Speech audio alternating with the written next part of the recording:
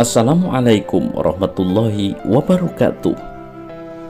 Pada abad ke-19 Masehi, hiduplah seorang ulama yang dikenal pada masanya, yaitu Ki Soleh Darat. Semasa hidupnya, Ki Soleh Darat dikenal akan ilmunya yang tinggi. Berbagai karya monumental ia buat.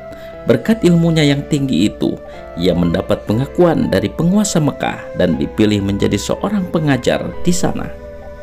Selama menjadi seorang guru, banyak muridnya yang kemudian menjadi ulama besar seperti Kiai Haji Hasyim Asy'ari, pendiri Nahdlatul Ulama, Kiai Haji Ahmad Dahlan, pendiri Muhammadiyah, Kiai Haji Munawir Kerapyak, dan juga R.A. Kartini. Lalu seperti apa sepak terjang Kiai Soleh Darat sebagai seorang ulama? Berikut selengkapnya.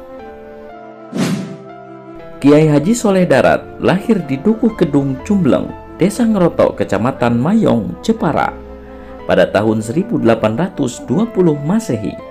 Sebagai seorang anak kiai, masa muda Kiai Soleh Darat banyak dihabiskan dengan belajar ilmu agama. Kiai Soleh Darat banyak menimba ilmu agama dari berbagai pemuka agama waktu itu.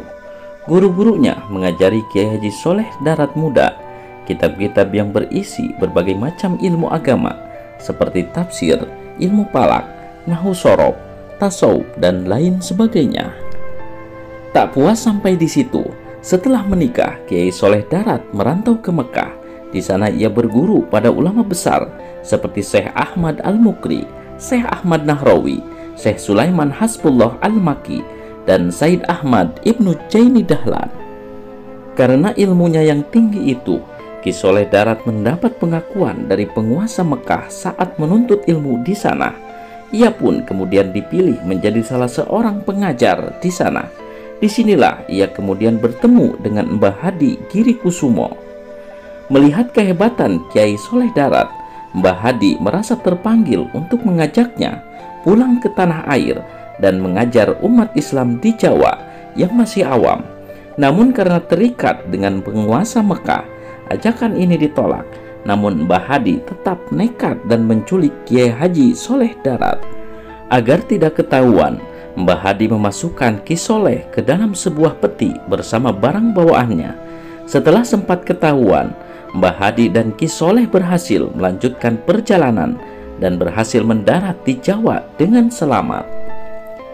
Setelah sempat mengajar di pesantren Salatiang Purworejo, sekembalinya ke tanah air, Ki Soleh kemudian mendirikan pesantren baru pada tahun 1870-an di Darat, Semarang. Sekembalinya ke Jawa inilah ia banyak berdakwah dan menulis berbagai kitab. Selama berkarya, Ki Soleh Darat banyak menulis terjemahan kitab-kitab ilmu agama dengan bahasa Jawa.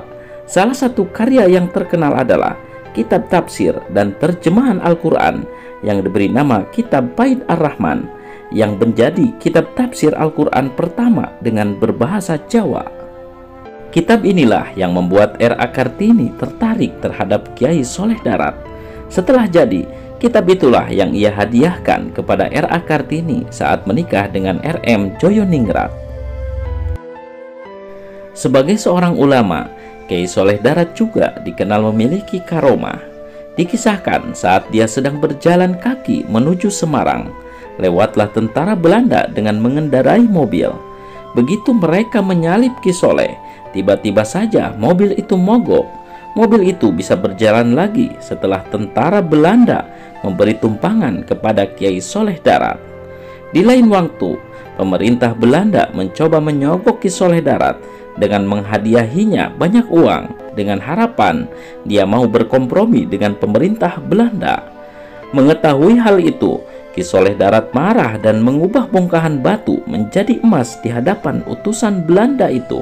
Tapi kemudian Ki Soleh Darat menyesal telah memperlihatkan karomahnya di depan banyak orang. Dia dikabarkan banyak menangis saat mengingat kembali kejadian itu hingga akhir hayatnya. Wallahu a'lam.